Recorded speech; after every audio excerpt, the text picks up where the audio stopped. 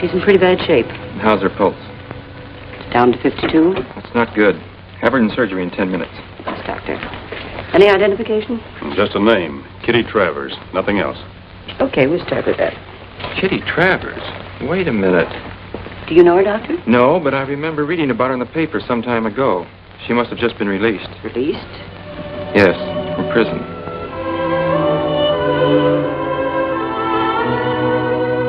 Hope I'm not putting you out too much, Mr. Barker. Guess I shouldn't have come here asking you about Kitty. That's all right, Mr. Klinger. You know, when I saw her picture on this piece of music, I phoned the publisher's office and they told me where I'd find you. Cream? Sugar? No, thanks. I take it straight. Guess I was just plain lucky seeing this piece in the window. Clerk told me you wrote it more than 3 years ago. Yes, that was my first published song.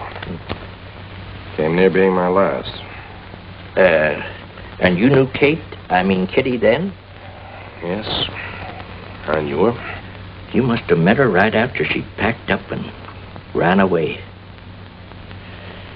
Never even left us a note. And you say you haven't heard from her since? Not a thing. We were pretty badly broken up about it, especially my wife. You see, we lost our son in the war, and Kitty's all we have left now. That is, all I have left. My wife, she passed away about a year ago. Oh, I'm sorry. That's why I'm so anxious to locate a Kitty, as she calls herself now, wherever she is. Would you like a cigarette? Or a cigar, maybe? Cigar, if you don't mind. Doctor says I should ease up on smoking, but I guess one cigar won't hurt. Huh? Oh, I don't think that'll do you any harm. Hope they're still fresh. Oh, you... Thank you, Mr. Barker. Call me Dan, won't you? All right, Dan. Why don't you tell me where Kitty is, instead of making me hint and beat around the bush? I haven't seen her for a long time, Mr. Klinger. Over 2 years. Still holding out, ain't you? Look, son, maybe you think I'm a prying old man, but you must have been awful close to my daughter. What makes you say that? You wrote a song for her. How come? It all began back in Mrs. Nesbitt's rooming house. At that time, I was in love with a girl who was staying there. Kitty? No, it wasn't Kitty. It was Linda. She was a cashier in a restaurant. Used to work until 3 o'clock in the morning. When she came home at night, she usually found me at the piano because I was busy trying to write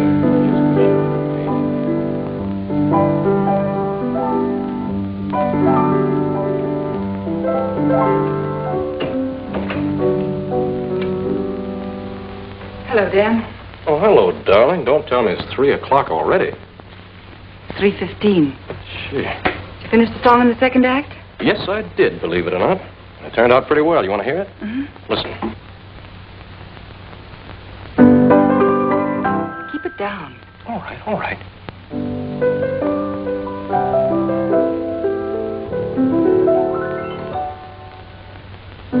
You are all the world to me, and the heavens too. What the future holds for me, I can find in you. Like a lighthouse on the sea, you're my promised land. As I mark the march of time, you're my footprints in the sand.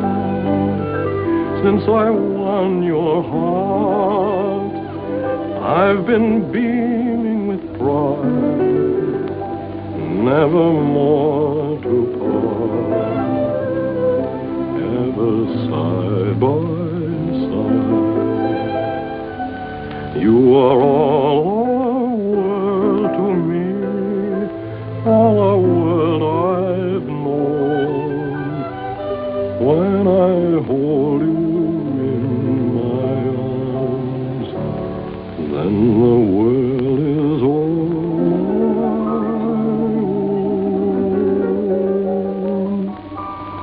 own. What's the verdict? I like it. Has a lot of warmth and tenderness. So have you, darling. I hope the show will be your big break, Dan. I hope so. You'll make the grade, I know it. Well, all we need is a little luck, honey. Gee, I'm tired. And I've got an early appointment with the dentist. Are you going to work some more? Oh, sure. I've got to get started on that second act finale. Good night, then. Good night, darling.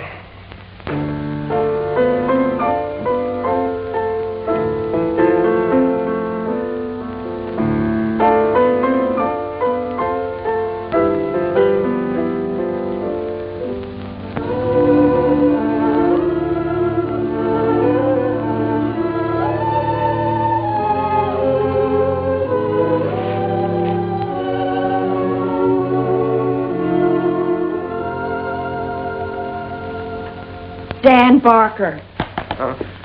For goodness sake, why aren't you in your bed? Oh, Miss Nesbitt. What time is it? Nearly 7. All the others are getting up now. Getting ready for work. Well, what do you think I've been doing all night? Oh, I know. Composing. But what does it get you? I'm going to get a break, you'll see. I can feel it coming now, any day. And the first thing I'm going to do is get some money. Uh-huh. You're going to pay your board. Dan, why don't you come down to earth? Why didn't you stick to selling shoes? People can't do without shoes, but they can fiddle without your tunes. Now, don't say that. Sooner or later, everybody has to pay the fiddler.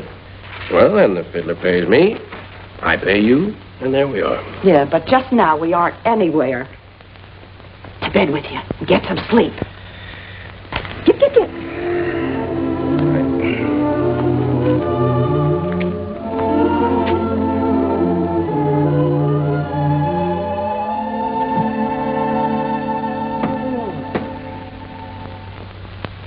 What will Jim say when he learns that Norma has married for money when she could have found love? Who cares? It's 7 o'clock in the morning.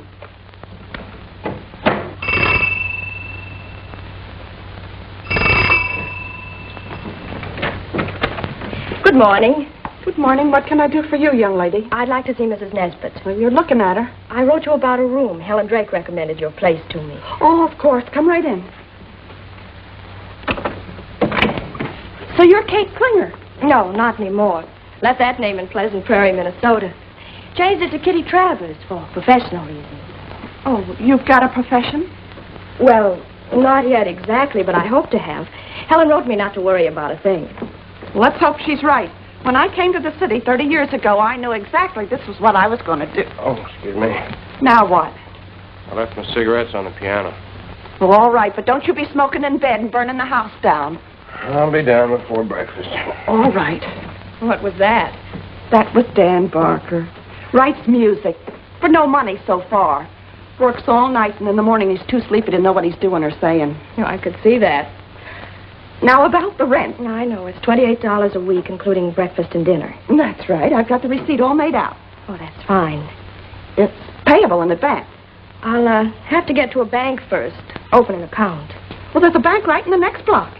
But it wouldn't be open yet. Well, come along. I'll show you your room. Breakfast is at 8. Oh, yes, I think I did. I can't quite make up my mind about that soprano. The soprano was very good. Folks, this is Kitty Travers. Just flew in from Minnesota. This is Mr. Dumont. Travis, it's a pleasure. And are you sure you... Mrs. Cosgrove, Irving Miller, Mary Simpson, and this is Linda Waring. Hello, welcome to the family. Thanks. This will be your place, Kitty. So you come from the Middle West, Miss Travis? Yes. Did you have a nice trip? Yes. A young, beautiful girl like you has to be very careful. There's so many wolves around. The young wolves I like. And the old ones don't scare me. Morning, everybody. Morning, sweetheart. Morning, Dan. You look tired this morning. Oh, Mr. Barker, I love that tango you played last night. It's a waltz. Oh, it was so relaxing it put me to sleep. Well, thanks for the compliment. Would you care for some... Oh, I beg your pardon. I'm Dan Barker. Thank you so much for noticing me, Mr. Barker. I'm Kitty Travers. And I'll have a piece of toast. Work all the time. Would you mind passing the cream, Mr. Baker? The cream, certainly. I hate to bother you, Mr. Baker. Barker. Mr. Barker. He's only half awake. I wanted the cream, if you don't mind. Oh, not at all, not at all. I'll get it for you. Oh, the cream. Thank you. I'm sorry, Miss... Travers. Travers. All he thinks about is his music. Well, I think I shall attend tomorrow. How do you think, sir?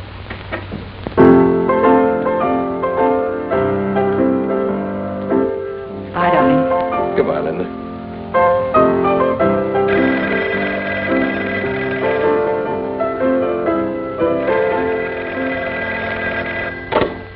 Endicott 043896. Miss who? Kate Klinger. There's nobody here by that name. Wait, it's for me. Oh, hold it. Said Klinger. Hello? Oh, hello, Helen. Yes, I got in at 6. I'd have called you, but I didn't think you'd be up yet. Hold it a minute, Helen. Do you mind stopping your concert for just a minute, Mr. Baker? Barker. Baker or Barker, I still can't hear. Sorry. Hello, Helen? Now that noise has stopped, what were you saying? Sure. Sure, I'll be there as soon as the taxi can bring me. Mm-hmm. Bye.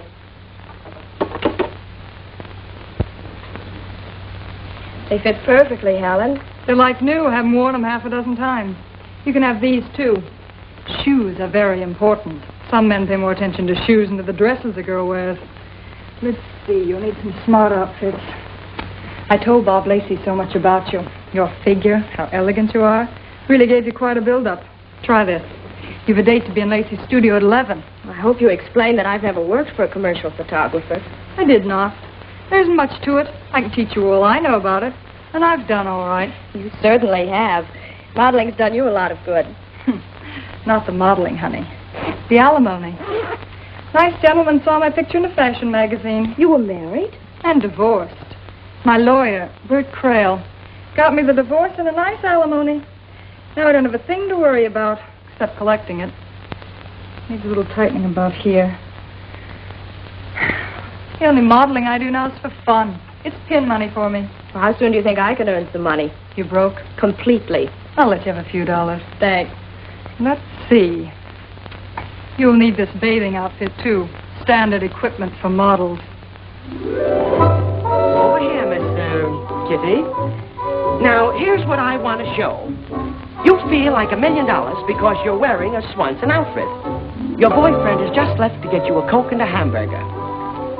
He looks back, and you wave at him. Got it? Yes, I guess I can. I'll try. Now, take your wrap off. And sit on the arm of the chair. And wait. I wish you could see yourself stiff as a board. How Helen Drake could call you a sensational model, I'll never know. Well, if you just let me... Don't interrupt. Don't give me that frozen smile. Loosen up. Let me see just one little reaction. Now wave.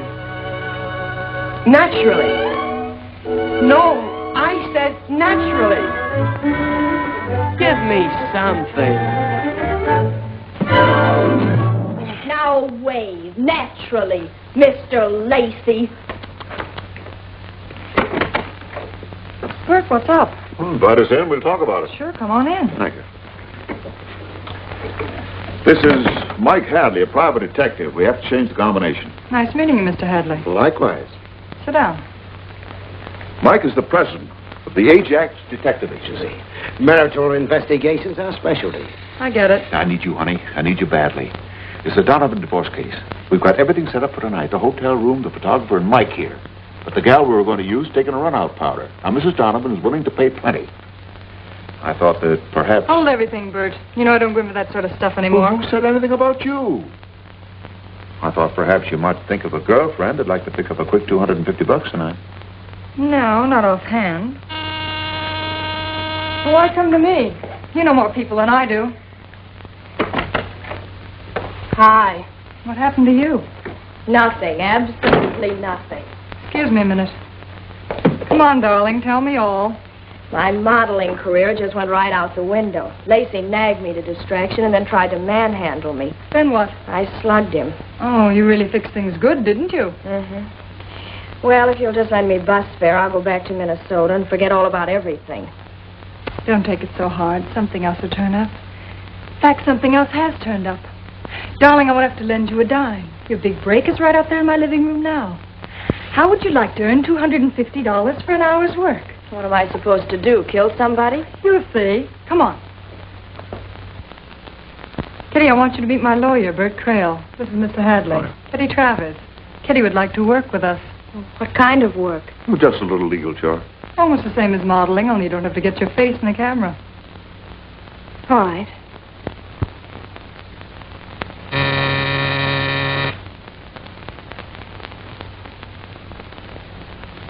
Who is it?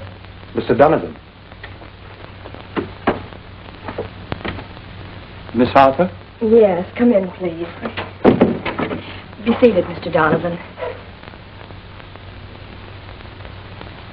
I understand that you have some startling information about my wife. I have. Believe me, I have. Kiss me, darling. What's the meaning of this? The judge will ask you that same question in court, Mr. Donovan. This is terrible.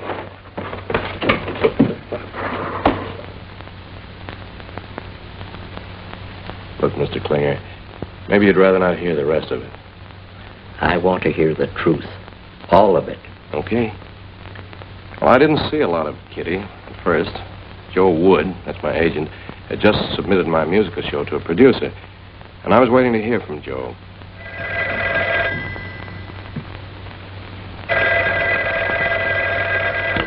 Hello? Who? No, there's no Joe Wood here. Oh, you're Joe Wood. Yes, that's me. I want to speak to Dan Barker. Mr. Barker's not in. This is Kitty Travers. May I take a message? Is Linda there? Miss Travers, tell Danny Boy that his show is in a bag, and he'll be soon rolling in money. Yes. Evan Fisher is all set to sign the contract. And Miss Travers, tell Danny to be in my office not 1 minute later than 5 o'clock. Yes, I'll be sure to tell him when he comes in, Mr. Wood. Bye. Hello, Mr. Wood? Oh, Mr. Barker. You're just a second too late. For what? Excuse my informal attire. I jumped out of the tub to answer the phone. Your agent called. He said your show's in the bag. You sure you heard right? Yes. He said a producer named Fisher is ready to sign. Mr. Wood wants you to come and see him at 5 o'clock. Oh. Well, what's the matter? Don't you like being a success? Oh, sure. Think of all that nice money. Well, after all, nothing's final yet. That's enough good news for one day. Now, if I were you, I'd go out tonight and celebrate. To begin with, I'd get myself a wonderful dinner. Steak, 3 inches thick. Then I'd go dancing. Forget all about work. Oh, Linda works every night, you know that. Now, come, Mr. Dan Barker. Don't tell me a nice guy like you can't find a girl to go out with. Then I suppose it's none of my business. I guess I'm just a dreamer. But if I were you, I'd be dreaming about a nice, cozy penthouse, a big Cadillac convertible, and a yacht. You know I'd love to go fishing just once on a nice, clean yacht. Well, you're more than welcome to come along on my yacht. Well, to get all those things, that's just a dream. That's how dreams are made. Maybe I could help you write more musicals or a hit song. I could be your, Inspiration? Yes, your inspiration. Whenever you had an opening of a new show, I'd be sitting in a box in a gorgeous evening gown and wish hard. And then your show would turn out to be a big success. You know, I have a lucky star and get everything I wish. Would you believe that, Dan? Yes, Kitty, I would. You know, it's funny. I think I'm actually seeing you for the first time. Do you like what you see? If I said no, I'd be lying. It takes courage to say that to a girl who's just washed her hair. You're sweet. Hardly given me a glance. Sometimes one glance is enough. I'll never forget the first time I saw you. Your hair all mussed up. You were cute. Fact is, I liked you from that very first day. Of course, up to now, I've had no response. What? A fellow doesn't know. What? What? You know a lot about music, Dan Barker, but you know very little about women.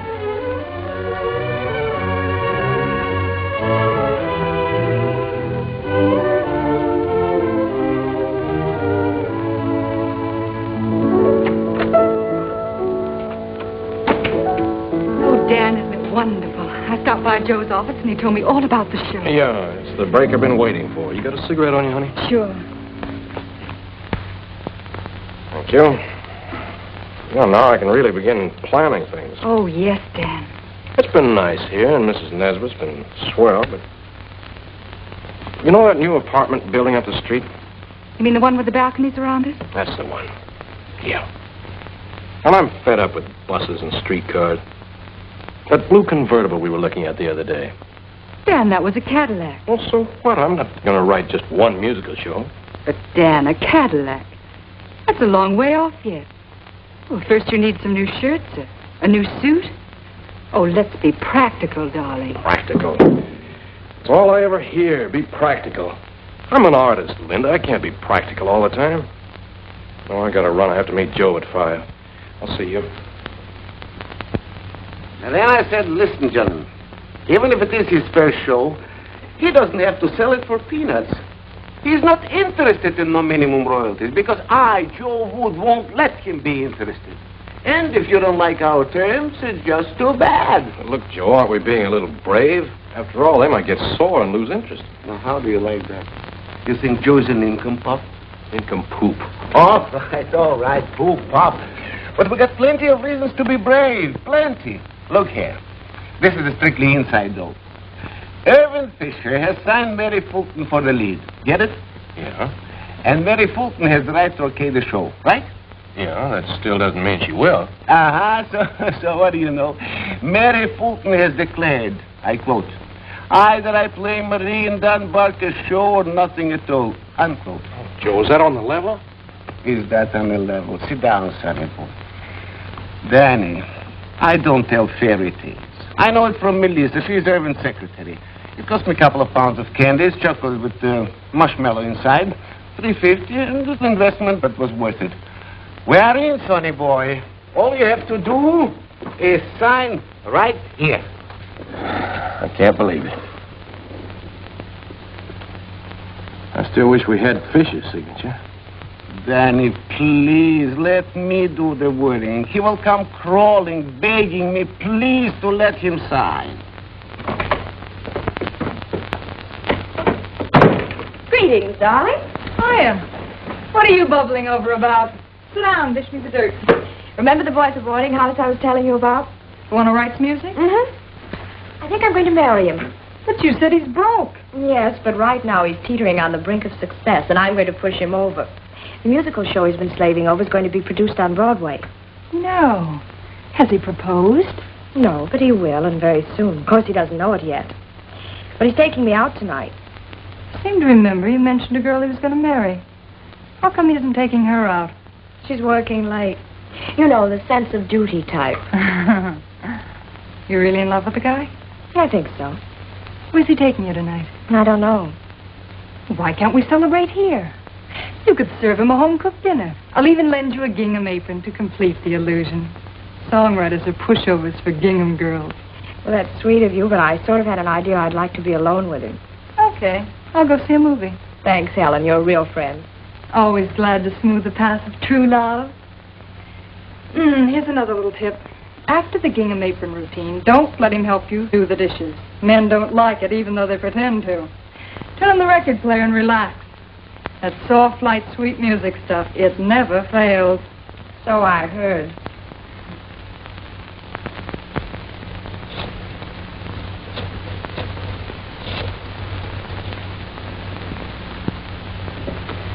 Come on.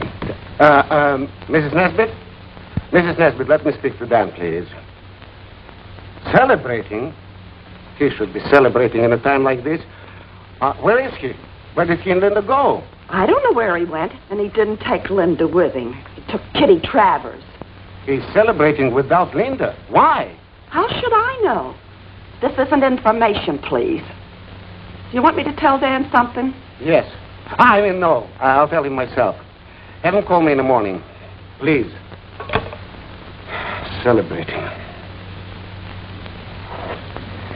Now, I can help you with the dishes. Oh, no, you don't, darling. Relax. I don't like a man doing a woman's work.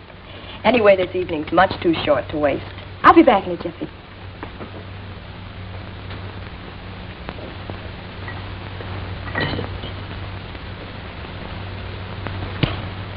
your 8 o'clock weather report. Hudson River Valley, north of Poughkeepsie, overcast with slight ground fog for early morning, clearing towards late afternoon. Weather in the Catskills, fair and warmer as the day progresses. You could have picked a more comfortable place to Probable sit. rain tomorrow evening.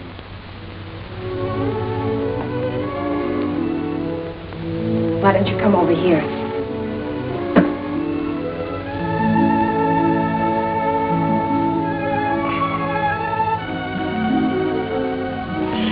You know, you baffle me. I do? Yes, and I hate being baffled. Come here. I want to show you something.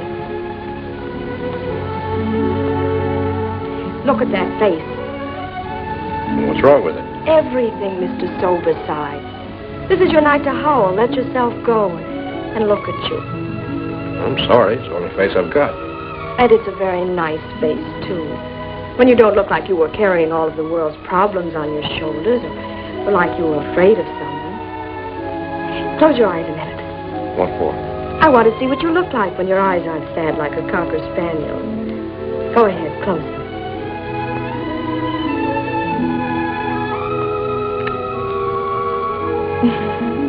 What are you laughing at? You're funny.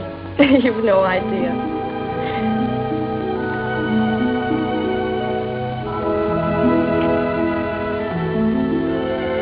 Still funny? No, darling.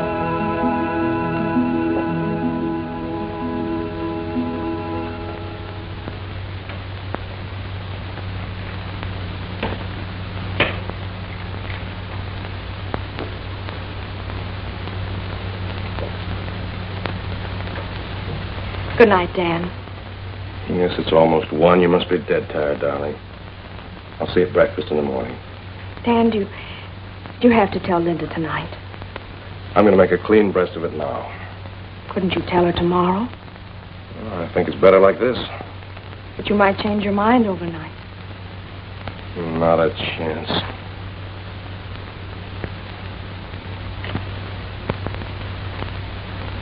Good night, sweetheart. Good night, Dan.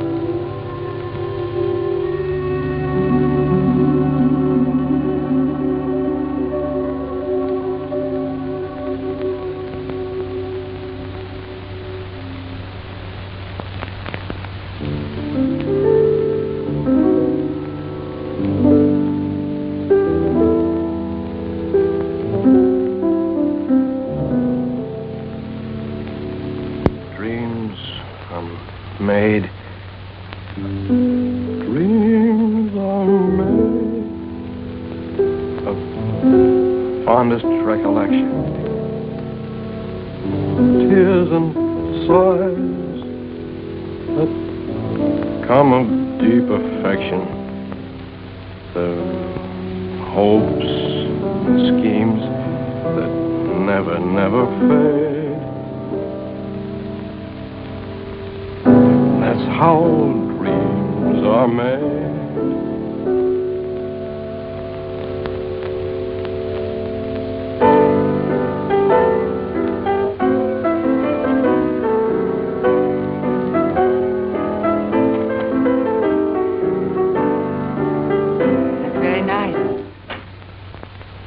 Did I frighten you?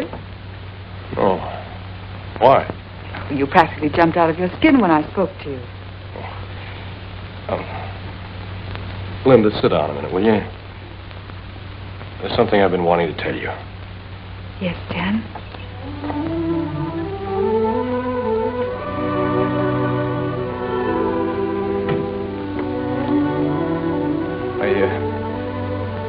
I've been thinking a lot about you lately, Linda. About us. And I've made a decision. I regret it someday, but I made up my mind. Dan, you make it sound like such a dangerous adventure. I don't think either of us will ever regret it. No, Linda. What I'm trying to say is... Well, I don't think it would work out for us. I don't think we'd be a good team. Of course, we'll always be friends. Good friends. Friends. Always good friends. That means it's all over. And believe me, Linda, it's the best thing for both of us. It's just... Don't say any more, Dan. Always been honest with me. Let's keep it that way.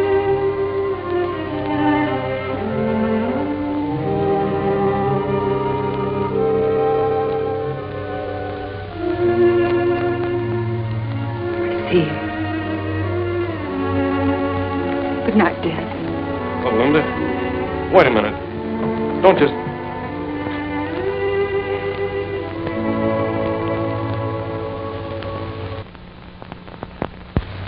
Good morning, Gertrude. How are you, beautiful? What's come over you? Nothing. Just happy. Some people get happy about the strangest things. Well, shouldn't a guy be happy when he's going to marry the most wonderful girl in the world? Well, you and Linda are going to get hitched. No, not Linda. Her name's Kitty Travers, and she's really something. She must be. To break up you and Linda after all these years. Oh, Linda's a grand girl. I'll always think the world of her. Well, we've known each other ever since we were kids, but Kitty's different. She can really inspire me to... You're going to need a lot of inspiration, Dan. Well, that's no way to talk to a guy who's sitting on top of the world. Boy, am I hot. Last night I wrote the greatest song ever put on paper. Take a look at that. Sure. Sit down in that chair, Dan. I got to cool you off much as I hate to. I would rather lose my right arm than tell you this. Dan, the whole deal is off. What? I don't get it. Mary Fulton cracked up in her car and won't be out of the hospital for months. Aaron tried to sign up Norma Houston, but she's tied up, so Irvin is not going to stage the show this year. All my work for nothing. All my plans. Now, let's not lose our heads. Let's talk it over. Maybe we can think of something. Some other time, Joe. I'll call you. Maybe tomorrow. Bye, Dan. Gertrude. Yes? Hold all calls, and I don't want to see anybody either. Kitty, that's how dreams are made.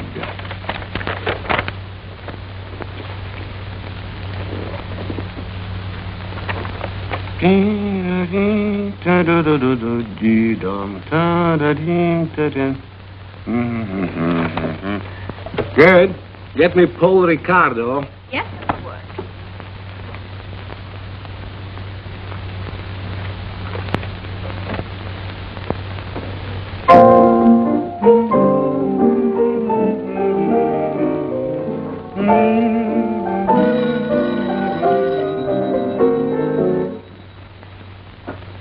Yeah? Put him on. Hello, Paul? Paul, I got a hit for you. A great song. Yeah, hold on to it. Hold on. Listen a moment.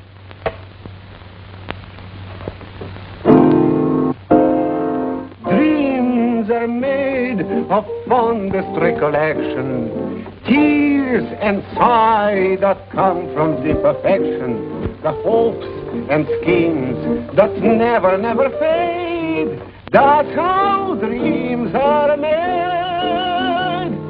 Isn't that a beautiful phrase, Paul? That's how dreams are made. Hearts that beat in sweet anticipation. With the dawn, you greet the whole creation. You feel they're real, the things for which you prayed.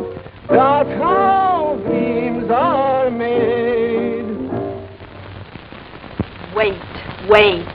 Have patience. Oh, don't talk to me like that, Kitty. All my life I've waited, and where's it gotten me? I'm fed up with it. Kitty, only last night you Last said that... night we had a future to look forward to. What have we got today? Oh, one little setback. That doesn't need to end everything. You told me you loved me. All right, I told you, so I made a mistake. Let's forget the whole thing and call it quits. You'll probably be a lot better off with Linda anyway. Maybe she likes being poor and worrying all the time. I don't. Okay. So I made a mistake, too. And that song I wrote for you, I'll burn it. I'll never want that one published. Don't worry. It hasn't got a chance. Publishers aren't that stupid.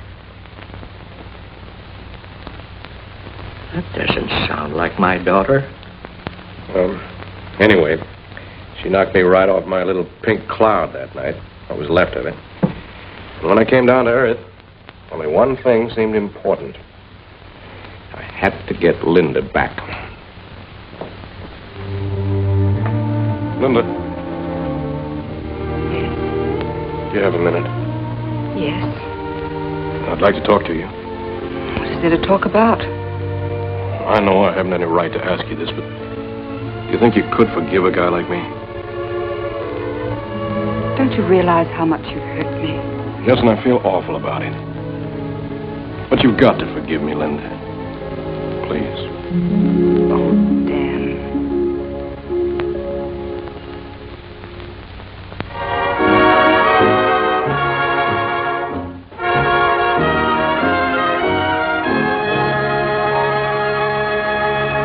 You just heard, Kitty, That's How Dreams Are Made, which is leading our parade of favorites for the 6th consecutive week.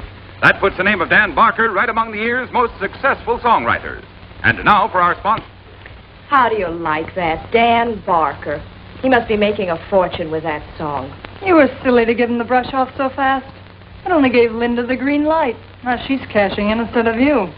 Mrs. Linda Barker instead of Mrs. Kitty Barker. What burns me up, he owes all of his success to me.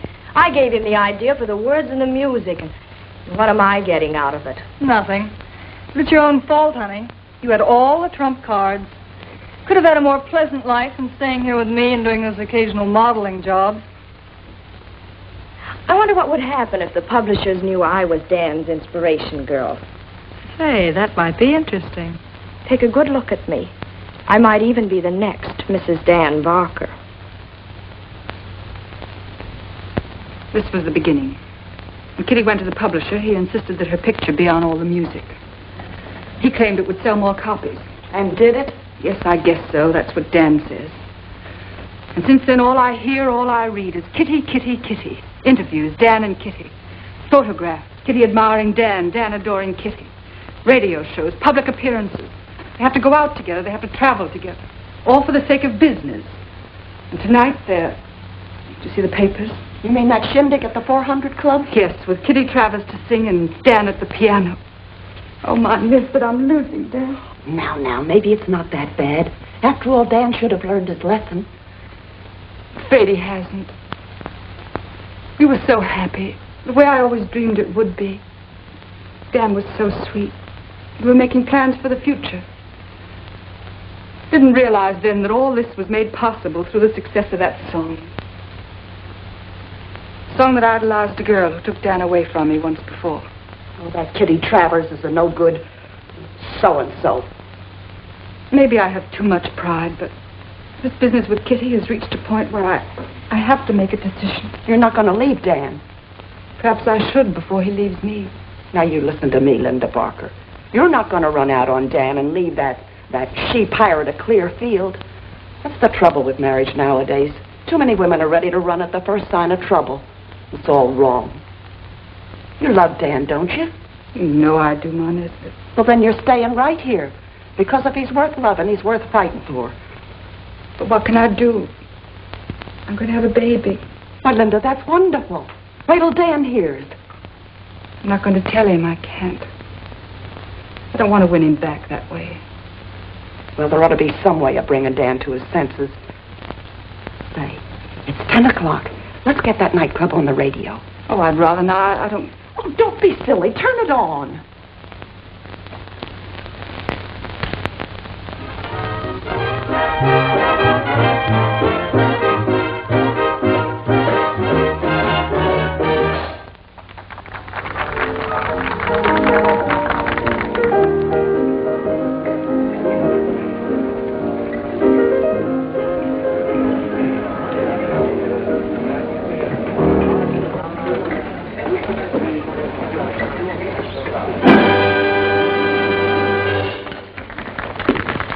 Thank you. Thank you, ladies and gentlemen. And now, as the cannibal chief said to his cook, whom are we having for dinner tonight?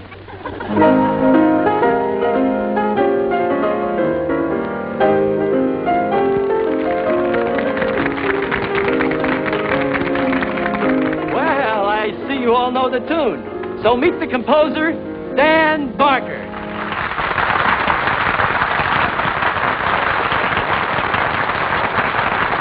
And the lovely lady who inspired him to write the song, Miss Kitty Travers.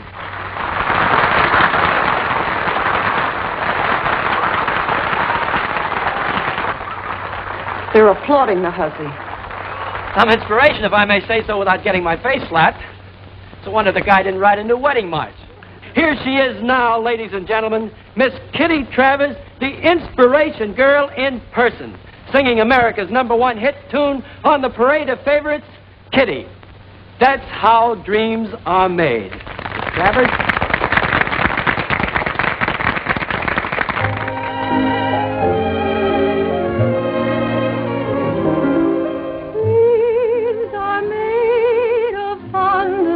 Recollection, tears and sighs that come with deep affection, the hopes and fears that never, never fade. That's how dreams are made. Hearts that beat in sweet anticipation, with the dawn you greet the whole creation.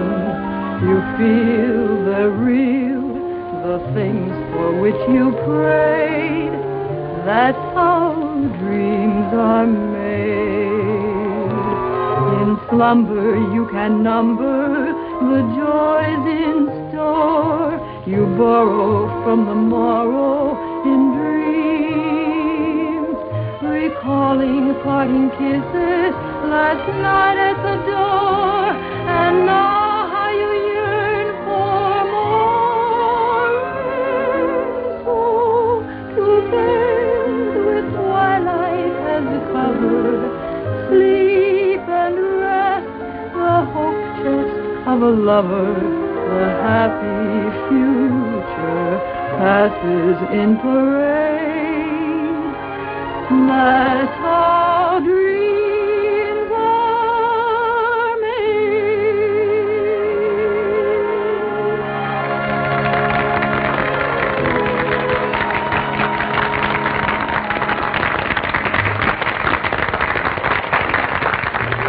Thank you, Miss Travers, and thank you, Dan Barker. And now, could you tell us something about your plans for the future? Well, we're supposed to... We're leaving on a 2-month tour. Personal appearances in the theaters and nightclubs.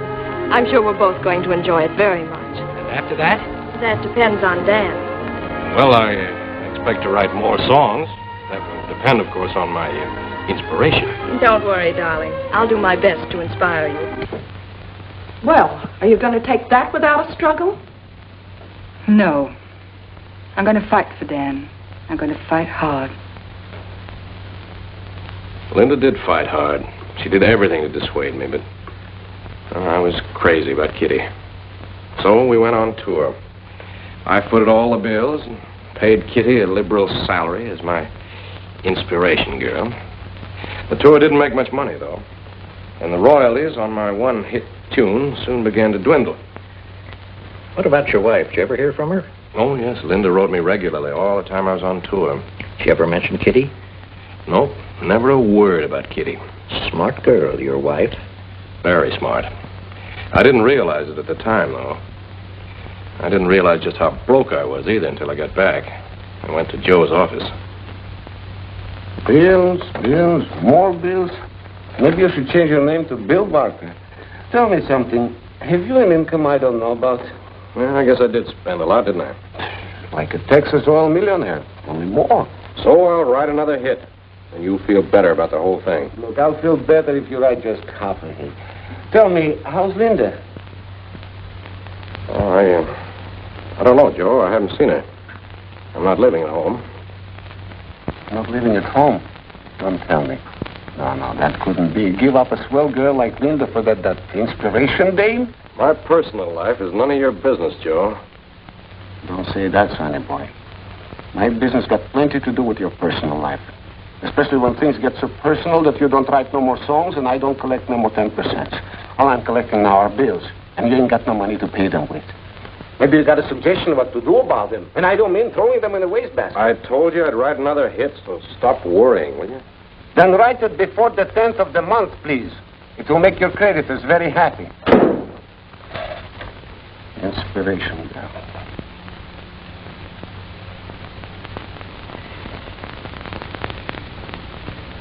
So you've come to plead for the return of your husband. You're wrong, Kitty. I'm not pleading. I merely came to tell you that you can't have Dan. What makes you think I can't? I know him. Much better than you do. Much better than he knows himself. Dan's a dreamer. All artists are. And infatuation isn't love. I suppose he loves you. Yes, he does. Sure. That's the reason he's been showering me with presents. I know all about that.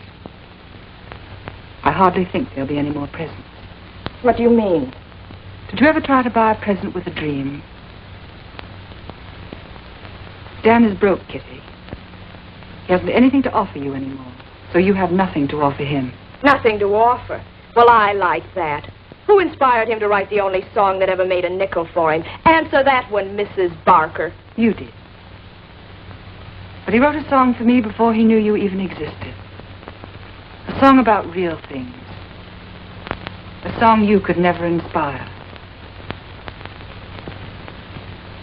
That's how I know Dan will be coming back to me. Goodbye, Kitty. Coming back to you. That's a laugh, a big laugh. Let me tell you something.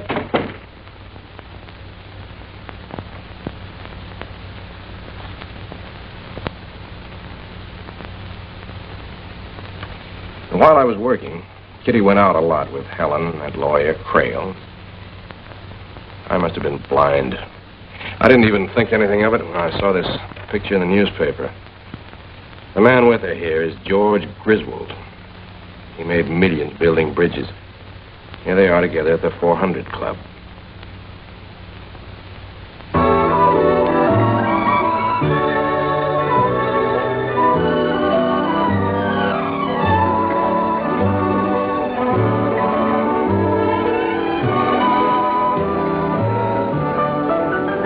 That gleam in Griswold's eye. You ask me, he's about ready to be hooked. I don't have to ask you. I can see that for myself. We're a little ahead of schedule. What do you mean?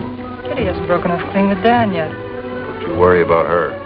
She'll get rid of that broken-down songwriter without a struggle. She'll marry Griswold after a few boring months, get a divorce, $1 million alimony, and I'll get my cut. And I'll get mine. Don't forget, I arranged for her to meet Griswold.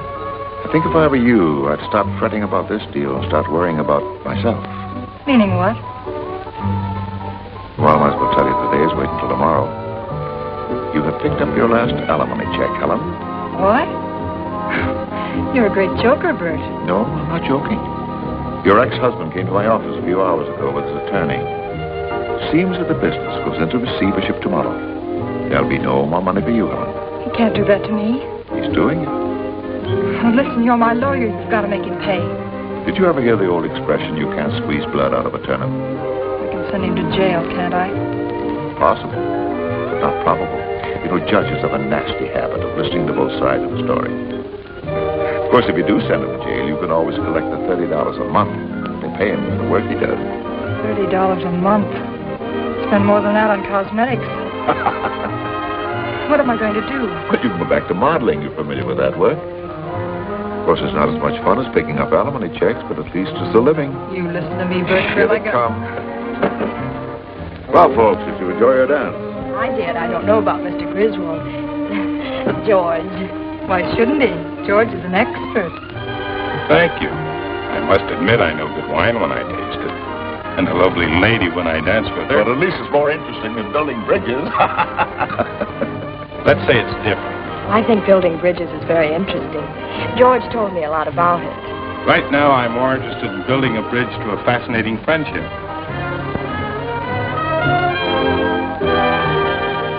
Asking you for the last time, Kitty, where have you been? I hope it's the last time because the answer's still the same. It's none of your business.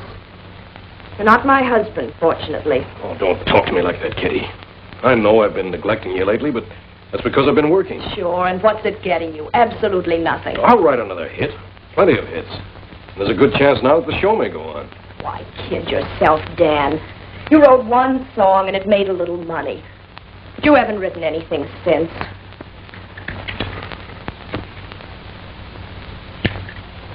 Thank you. You're through. You're all washed up. You're a has-been. Stop that kind of talk, will you? Stop being dramatic. It doesn't impress me. And besides, I won't take orders from you. It's awfully late. Why don't you run along home? To your wife, maybe, if she'll take you back. You're trying to tell me we're through? That's the general idea. Do you mind telling me why? You're right back where you were when I met you. You were broke, didn't have a dime, and you never would have if it hadn't been for me.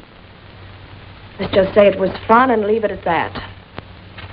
I have other plans. Oh. And I suppose your other plans include this Mr. Griswold. And why not? Yeah. I guess he is the guy for you. You're so right. You know, Sonny boy, there comes a time in the life of every agent when he has to tell the truth. Even if it hurts me. Disappointments I'm used to for years because once I booked vaudeville acts, but you are the biggest flop I ever handled. And I handled some terrific flops, including a troupe of tightrope walkers that were drunk every night. Go ahead, Joe. Pour it on. Are you saying you ain't got it coming to you? No. Passing off a fine girl like Linda. And for what? Well, everything's over between Kitty and me. You know that, Joe. It sure is, but what about Linda? I don't think that she can live on air. Isn't she working? No, she's been depending on the money you sent her. I haven't been able to send any since the royalties stopped coming in. The royalties stopped, but the money didn't. You mean you've been sending her money? Some people have to eat. Thanks, Joe. Yes, Gertrude? Don Anderson is here to see you. Oh, I'll be right out. Don't go away. I got plenty more to say to you.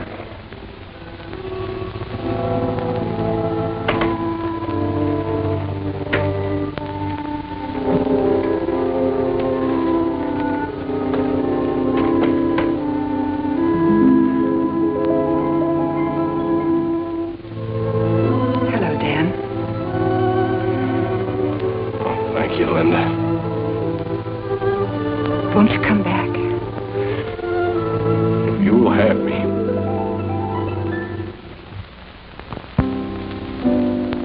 God gave us slumber,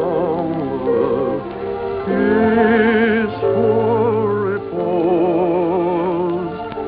Sleep, little loved one, days that are close. My arms, your cradle, nestled till the dawn.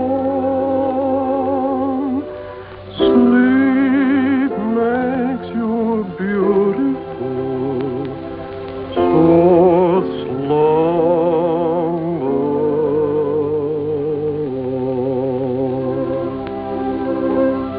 Nice little lady. Nothing great, nothing like Kitty. I mean, that other song. But it will make some money. You know, Papa, being here tonight gives me a big regret that I never got married. I should have had a couple of kids, maybe. To carry on the agency. Dan, I insisted to dedicate the lullaby to our son. What do you think? Promise? Promise. And here's another promise. Whatever money comes from the lullaby is going into a bank account for Dan Jr. And with the first money that comes from the show, I'm going to buy a really nice diamond ring for you, darling. Well, what's wrong with this one? Nothing. It's just a little, isn't it? I had it appraised. It must have cost George at least $5,000. Nice little anniversary gift, I must say. Wish I had a setup like this. Tell me, how does it feel being married to $40 million and 60 years of young manhood? Not bad. Not bad at all. Speaking of anniversaries, Kitty, Perhaps today would be a good day for us to talk business. What business? Our little agreement. Remember? I didn't expect you to stay married to Griswold as long as this. Perhaps you better stop by my office tomorrow and we'll discuss the details of your divorce. I'm sorry, Bert, but I've decided not to divorce him. Well, that's an interesting decision. Why? George is kind to me. He gives me everything I want without question. He pampers me all the time. I've grown quite fond of him. In fact, I think I love him. Oh, how touching. And how unfortunate that you'll have so many nasty things to say to him in the court. I told you just a minute ago that I'm not divorcing George. It won't take me more than a minute to change your mind. Nothing you can say will change my mind. If you think I'm giving up $40 million for my share of $1 million, you're crazy. But you promised us... You shut up. I want you to leave. Both of you. Before I call the butler and have you thrown out. Okay, Helen, come on. But the grand lady's bored with our presence. I'll telephone your old landlady, Ma Nesbitt, and tell her that you'll be coming home soon. Come on. Wait. What are you going to do? Well, it's not what I'm going to do. It's what your beloved husband will do. He won't be very happy when he finds out that you married him with fraudulent intent, and that on occasions you're not above helping out in framed-up divorce cases. Of course, if he loves you madly, he may forget and forgive, but I doubt that. He'll probably divorce you very quietly, and you won't get any alimony. Not a cent. All right, Bert, you win. No, you're being sensible. What do you want me to do? When do you expect your husband back? In 3 or 4 days. He's attending a bridge dedication in Ohio. Well, I'll tell you what you do. You pack your things, move out of here quietly tonight, and leave a note saying that your nerves are at the breaking point, you can't stand anymore. Hold it, that would be desertion, and he could sue her for divorce. Oh, will you stop trying to be brilliant? I don't understand, Kitty. I did everything in my power to make our marriage a success. Yet she walked out on our first anniversary. I hate to say I told you so, George, but this fellow Crail is no credit to the Bar Association. However, a lawyer can't go any further than the client permits. So all of this must have transpired with your wife's knowledge and consent. It's hard to believe. But it makes sense. Mr. Griswold's residence. One moment, please. Mrs. Griswold is on the telephone, sir. Do you think I should talk to her? Why not hear what she has to say?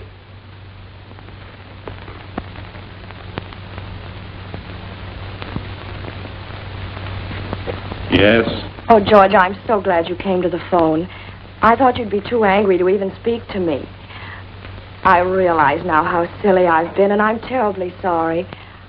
I'd feel much better about it if you'd give me a chance to explain. I think you better do your explaining to my attorney. Oh, don't be like that, darling.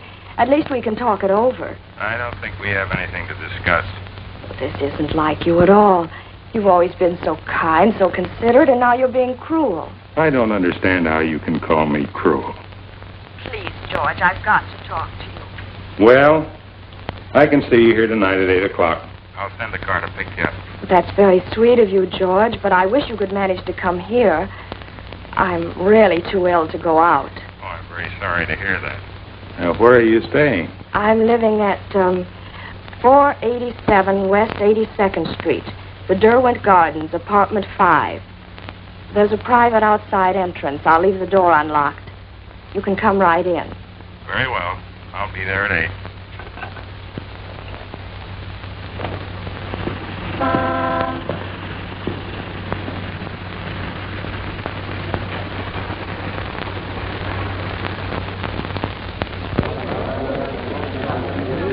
Mr. Healy, you have testified that on the night of April the 14th, you received a sudden call from the Ajax Detective Agency to proceed to the Derwent apartment.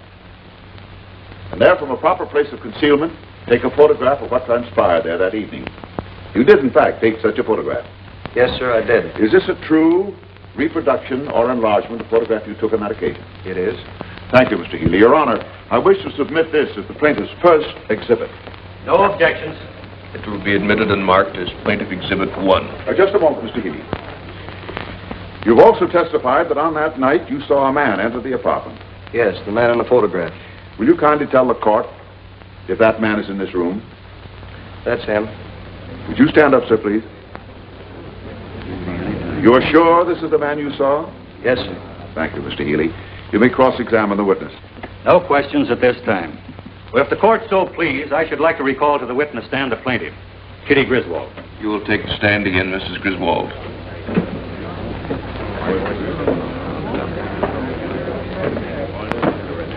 Mrs. Griswold, during your marriage, did your husband at any time have a telephone conversation with another woman in such a manner as to arouse your suspicion? No, but he was away a good deal of the time, dedicating bridges and things. After you left your husband and took up separate residence, did you ever telephone him? No, sir, I did not.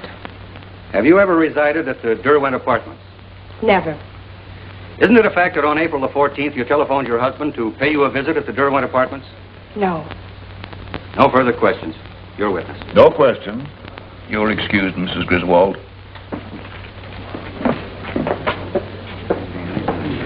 Your Honor, please, I should like to recall Mr. Griswold to the stand. Mr. Griswold will please take a stand.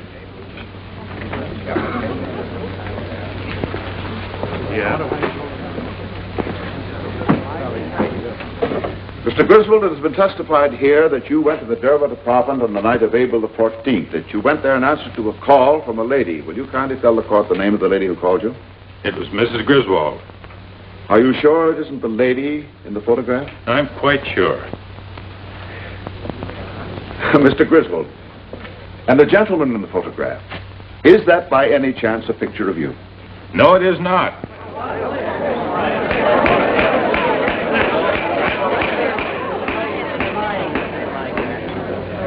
Mr. Griswold, as one of the nation's leading industrialists, I take it you know the difference between truth and falsehood. I do. Do you know it is perjury to state as true a material fact which you know to be false? I do. I want you to think carefully before you answer the next question. You have testified that on the night of April the 14th, that your wife telephoned you requesting you to go to the Derwent apartment. Now then, at any time during the evening of April the 14th, were you in the vicinity of the Derwent apartment? Yes.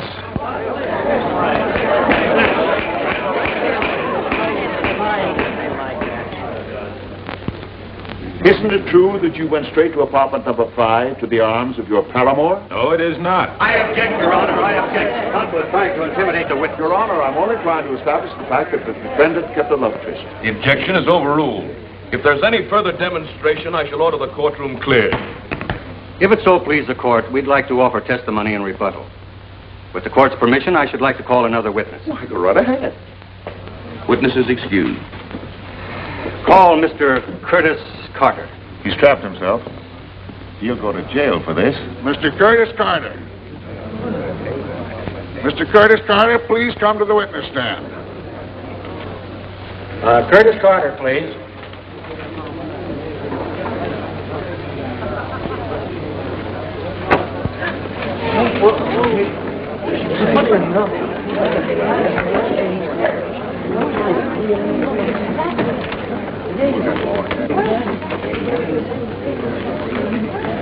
Raise your right hand.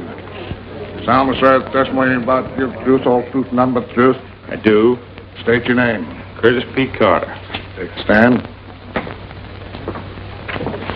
Mr. Carter, what is your occupation? I operate a poultry farm at Kingston. Are you quite sure your name isn't Griswold? Positive. Will you please tell the court, Mr. Carter, have you ever been employed by George W. Griswold? For 10 years off and on. In what capacity? Oh, I was paid to go places and pretend I was him. What sort of places? Oh, posing for pictures for newspapers, newsreels, things like that. Now then, Mr. Carter, were you employed by Mr. Griswold on April 14th of this year? Yes. I was paid to go to Derwent Apartments and meet some lady. Did he tell you why he sent you instead of going there himself? Yes, sir, he did. And what reason did he give? He said he suspected a frame-up by Mrs. Griswold and her lawyer. I object. On the grounds of this hearsay. I make a motion that the answer be stricken. Sustained. Mr. Carter, do you recognize the man in this photograph? I sure do. Will you tell the court who it is? That's me. Ain't a bad picture, either. Right pretty girl, too.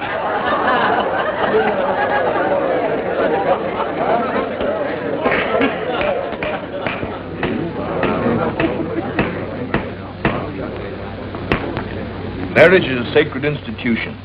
It is not to be made the subject of mockery in the courts. Our alimony laws were established as a protection for women and children, not to be used as a racket in the hands of designing women and scheming lawyers. The bailiff will take into custody Mr. Burton Crail, Mrs. Kitty Griswold, and all others involved in this brazen attempt to subvert justice. You got me into this. Ah, shut up. Court is adjourned.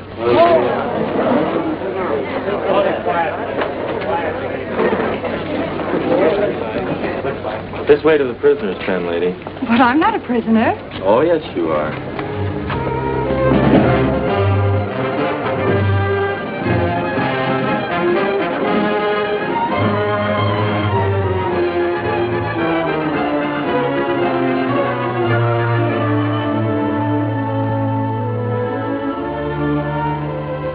Tell me, Dan, is Kitty still in prison? Yes, she is, Mr. Klinger. Who would ever think that of Kitty?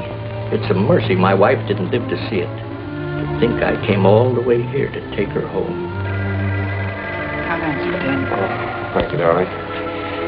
Well, Mr. Klinger, I wouldn't Hello? worry about it if I were you, because This is Mrs. Barker speaking. now that you're here, you can see it. It'll do her a world of good just to know that you're here. Yes, we'll come as quickly as possible. Kitty was paroled today. She's been injured in an accident. She's in the hospital and asking for us. Come on, Mr. Klinger. I didn't know where I was going. I didn't care. All I remember is screaming brakes.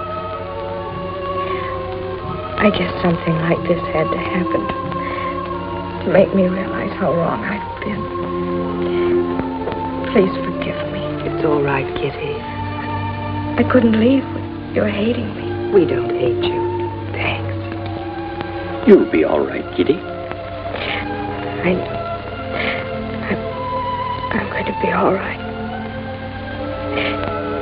You take me home, won't you, Father? Sure, I'll take you home, Kitty. I'll even fix up the old house for you. We'll get rid of that green carpet you didn't like. I'll get Mo's old platform rocker, the one you used to like so much. I'll put it on the front porch. You can sit in the sunshine and get well again. I'll take awful good care of you, Kitty. You better leave now. She needs to rest. Goodbye, Kitty. Goodbye, Kitty.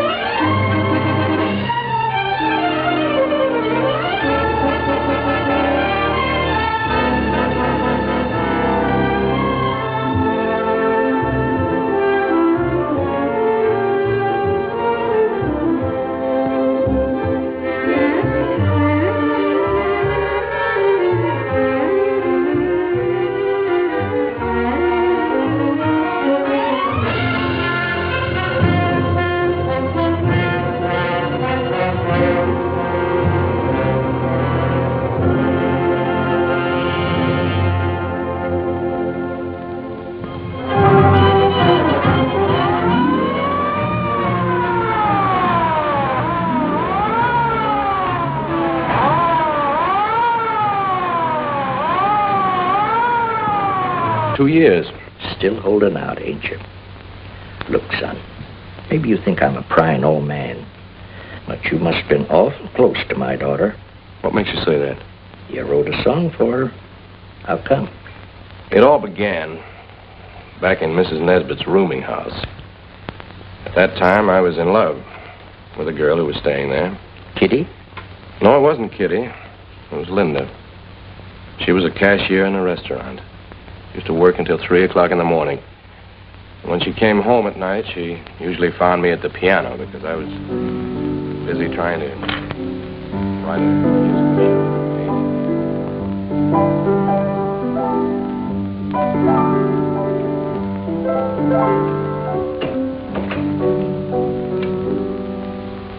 Hello, Dan.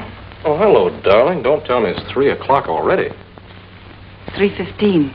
Gee. Did you finish the song in the second act? Yes, I did, believe it or not. It turned out pretty well. You want to hear it? Mm-hmm. Listen. Keep it down. All right, all right.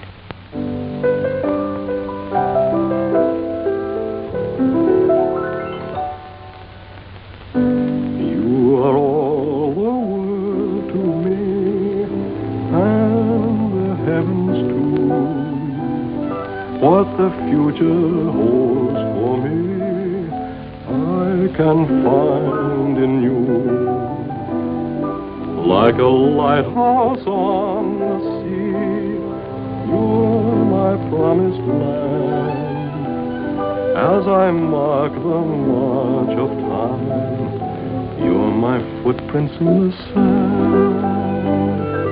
Since I won your heart, I've been beaming with pride, never more to part, ever side by side. You are all a world to me, all a world I've known. When I hold you in my arms, then the world is all my own.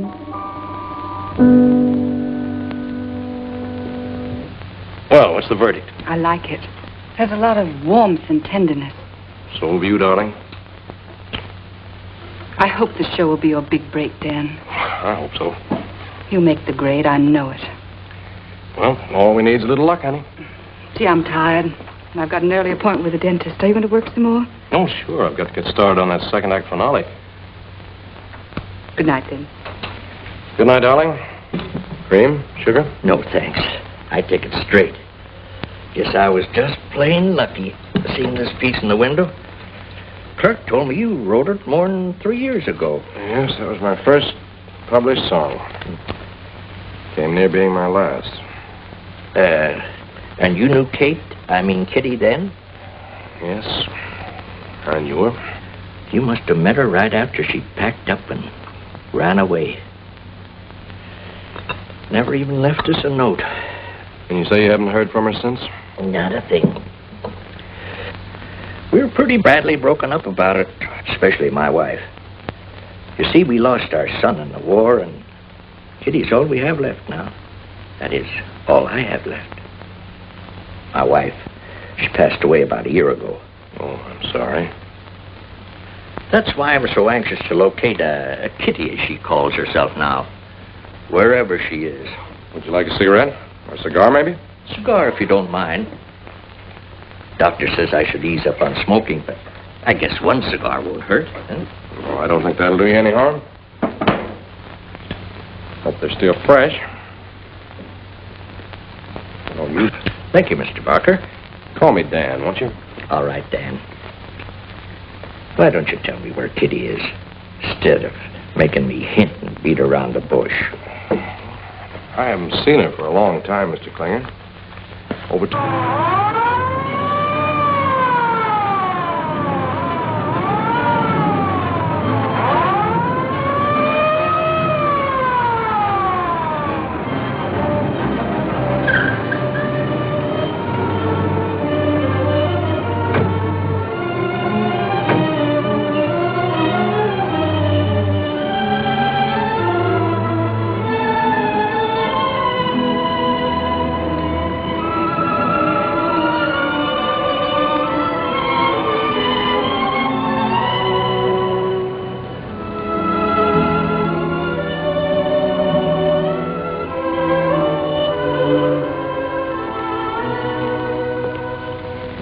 She's in pretty bad shape. How's her pulse? Down to 52. That's not good. Have her in surgery in 10 minutes. Yes, Doctor. Any identification? Just a name. Kitty Travers. Nothing else. Okay, we'll start with that.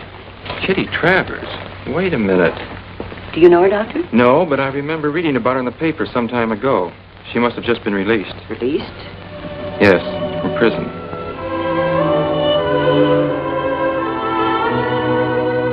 Hope I'm not putting you out too much, Mr. Barker. Guess I shouldn't have come here asking you about Kitty. That's all right, Mr. Klinger. You know, when I saw her picture on this piece of music, I phoned the publisher's office and they told me where I'd find you. Oh?